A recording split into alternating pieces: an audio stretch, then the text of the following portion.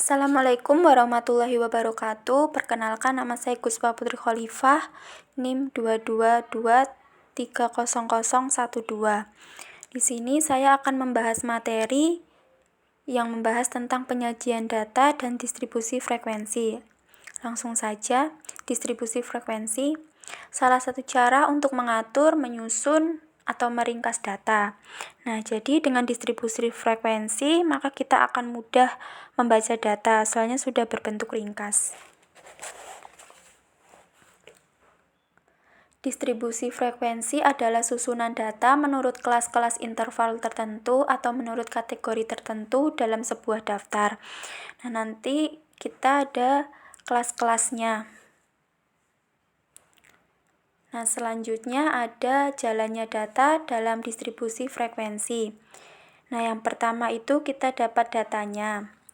Dulu, data ini merupakan kumpulan datum di mana datum merupakan data tunggal. Misalnya nilai siswa.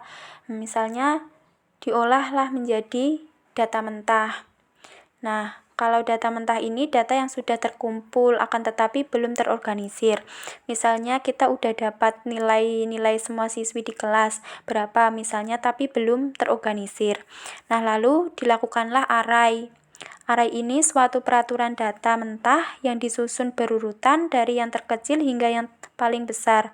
Misalnya nilai siswa itu ada yang 60, ada yang 90, ada yang 70. Nah, lalu dilakukanlah array ini tadi. Kita susun dari yang terkecil 60, 65, 70, 75 sampai 90 misalnya. Nah, itu dilakukan dengan array. Kemudian ada distribusi. Distribusi yaitu suatu penyaluran, pembagian, atau pencarian atas data mentah. Jadi suatu penyaluran data tadi kita salurkan melewati distribusi, selanjutnya yaitu frekuensi. Frekuensi itu berarti kekerapan, keseringan, atau jalan suatu data atau datum, misalnya dapat 60 ya tadi, berapa orang. Nah, kalau udah distribusi frekuensi, berarti penyaluran frekuensi, pembagian frekuensi, atau pancaran frekuensi atas data mentah tadi. Kemudian ada tabel, jadi disajikan dalam bentuk tabel, yaitu suatu alat penyajian data statistik yang berbentuk atau dituangkan dalam bentuk kolom, baris, atau lajur. Kemudian ada tabel distribusi frekuensi, berarti suatu alat penyajian data statistik yang berbentuk kolom dan baris yang di dalamnya dimuat angka yang dapat melukiskan atau menggambarkan pancaran atau pembagian frekuensi dari data mentah yang telah diperoleh sebelumnya. Nah, jadi kita akan lebih mudah melihat ringkasan data dalam bentuk tabel atau kolom baris tadi. Nah, kemudian langkah-langkah pembuatan tabel distribusi frekuensi. Yang pertama ada lakukan array tadi, yang kedua hitung range atau jangkauan jarak, yang ketiga tentukan jumlah kelas manual, 4 carikan panjang kelas interval, 5 temukan batas data terendah atau ujung data ke-1, yang ke-6 buatlah tabel sementara atau tabulasi data, yang ke-7 merangkum menjadi tabel distribusi frekuensi. Adapun macam-macam tabel distribusi frekuensi itu ada 3, yaitu yang pertama itu ada tabel distribusi frekuensi relatif, yang kedua tabel distribusi frekuensi kumulatif, yang ketiga tabel distribusi frekuensi relatif kumulatif. Selanjutnya ini adalah langkah-langkah untuk pembuatan tabel distribusi frekuensi. Yang pertama tadi urutkan data dari yang terkecil sampai yang terbesar. Nah, ini kan datanya, terus kita urutkan melalui dari yang terkecil hingga yang terbesar. Selanjutnya yang kedua, hitung jarak atau rentangan. Rumusnya tadi datum tertinggi dikurangi datum terendah. Nah, kita kan sudah tahu datum tertingginya dikurangi datum yang terendah. Nah, nanti bentuknya seperti ini. Nah, hasilnya 34. Selanjutnya yang ketiga, hitung jumlah kelas. Nah, kita kan sudah dapat nilai keseluruhan dari 70 siswa.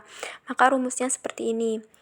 K sama dengan 1 ditambah 3,3 log N. Nah, lihat angka 3, N-nya ini adalah hasil jumlah data dari 70 siswa tadi. Maka ditambahkan di sini dan hasilnya 77,3 6,89 dan dibulatkan angka yang paling mendekati berarti angka 7. Misal ada angka hasilnya 6,98, angka yang paling mendekati untuk dibulatkan berarti kan angka 7 juga. Untuk langkah keempat, yang keempat yaitu hitung panjang kelas. Nah, langkah kedua dan langkah ketiga kita kan sudah tahu hasilnya. Kemudian langsung ke langkah keempat. Rumusnya P sama dengan rank per K sama dengan 34 per 7,0989. Nah, hasilnya kan 4,8 maaf. Ini angka yang paling mendekati atau untuk dibulatkan berarti 5, soalnya sudah mendekati 5 ya. Nah, untuk langkah yang kelima, tentukan batas data terendah atau ujung data pertama. Dari langkah ketiga dan keempat, kita kan sudah tahu hasilnya. Langkah ketiga, angka 7 ini menentukan kelasnya. Jadi kelasnya ada 7, 1, 2, 3, 4, 5, 6, 7. Dari langkah keempat, kita tahu intervalnya ada 5. Nah, 60 ini adalah nilai terendah dari siswa dan intervalnya 5. Kita hitung 60 sampai ke 64, itu ada 5, 60, 61, 62, 63, 64 itu intervalnya 5. Jadi nanti ditentukan setiap kelas itu intervalnya sama. Dari 65 ke 69 itu intervalnya juga 5. Sampai nanti kelas yang ke-7. Seperti itu ya. Nah, untuk langkah yang keenam yaitu buat tabel sementara atau tabulasi data. Misalnya ini kan ada tabel nilai yang sudah kita urutkan, kemudian nilai ini ujian kita hitung. Kelasnya ada beberapa dan intervalnya ada beberapa. Kemudian turusnya ini adalah kita menghitung dari 60 sampai 64 ini, kita lihat ke sebelah sini ada berapa. Oh, ada 2, otomatis kita kasih turus 2. Misalnya ada lagi 65 sampai 69, kita urut ada berapa. 1, 2, 3, 4, 5, 6, 7, 8. Nah, nanti dikasih turus 8 dan seterusnya hingga kelas yang ke-7.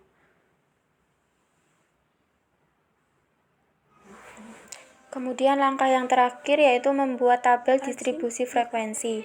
Jadi turus-turus ini diganti menjadi angka. Jadi frekuensinya 2, terus turusnya 8, berarti angkanya 8. Jadi angka 60 sampai 64 ada 2 frekuensi.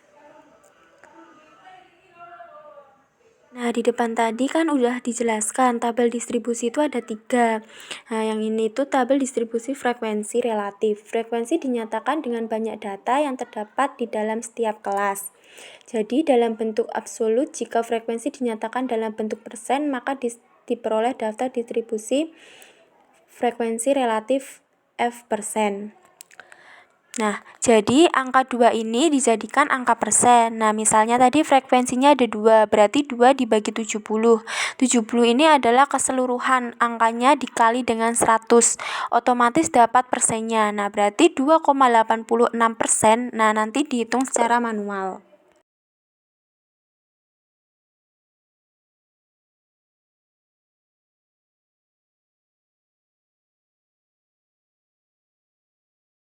Selanjutnya yang kedua, distribusi frekuensi yang berisikan frekuensi kumulatif atau frekuensi yang dijumlahkan. Frekuensi kumulatif ini terdiri dari 2 kategori. Ada yang kurang dari dan ada yang lebih dari. Nah, kalau yang kurang dari otomatis dilihat dari nilai paling rendah. Nilai yang paling rendah adalah kan 60. Berarti kurang dari 60 apakah ada? Nah, seperti itu gitu ya contohnya. Kalau kurang dari atau sama dengan 64, berapa? Oh, ada 2 misalnya. Atau kurang dari atau sama dengan 69, berarti berapa dijumlahkan gitu. Kan frekuensinya yang kelas 65 sampai 69 itu ada 8, otomatis nah dijumlahkan 2 tambah 8, otomatis 10. Ini nanti dijumlahkan sampai yang kurang dari atau sama dengan 94. Kalau ini kurang dari, otomatis yang sebelahnya lebih dari. Kebalikan dari kurang dari ya.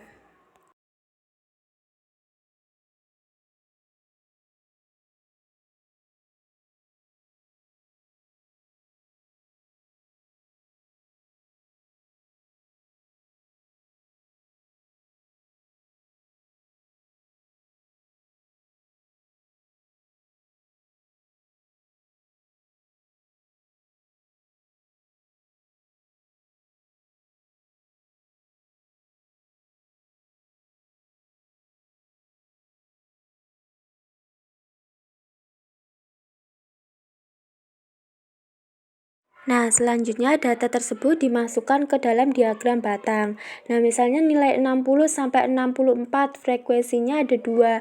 Nah, lihat di sini 60 sampai 64 itu frekuensinya ada 2. Ini cara mudahnya itu masukkan ke Excel, nanti di blok semua, terus di-insert kan, ada pilihan diagram yang ingin seperti apa itu kalian bebas. Nah, kalau ingin ditampilkan yang kedua, coba sebentar. Nah, ini yang kedua diagram lingkaran. Kalau tadi diagram batang ya, ini dilihat dari presentasinya. Jadi, kita melihat diagram lingkaran ini dari presentasinya.